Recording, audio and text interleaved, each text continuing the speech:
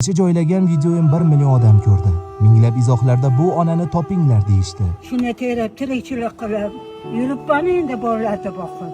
Bugun men ularni izlab bordim. Assalomu alaykum, ona yaxshimisiz? Qalaysiz? Uyga ergashdim. Ko'rsam bu joyni uy deyish tilga og'ir. Tomsiz, paxsa devor, qorong'u g'or. Ona esa yig'lab dardini aytardi. Alloh barakatini bersin, bolalarimda o'rdavatini ko'ray uka.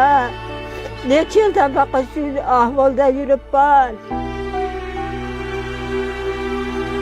Devorlarning yoriqlari ham go'yo uning hasratini gapirayotgan edi. Mani uyimdan otxonalarga hech kim yotmaydi. Birov yotsa hazar qiladi. Onani dardi, faryodini eshitib Robbim Allohga nola qildim. Yo Robbim, bunchalar mehrlisan. Sen bejizga bizni uchrashtirmading deya yig'ladim. Qiynalib mana shunday qilib yuribman. Men mana shunday bo'lib qolganman. Ey do'stlar, befarq bo'lmang. Bu videoni ko'rib jim qolishga haqqingiz yo'q. Darrov like bosing, shunda ko'proq odam ko'radi. Izoh yozing, ona siz bilanmiz deb. Istoriyangizga joylang, barcha do'stlaringizga tarqating. Imkoningiz yetguncha ehson qiling. Chunki biz hozir yordam bermasak, bu ona ertaga qayerda yashaydi? Birgalikda uy qurib beramiz, lekin faqat hammamiz harakat qilsak.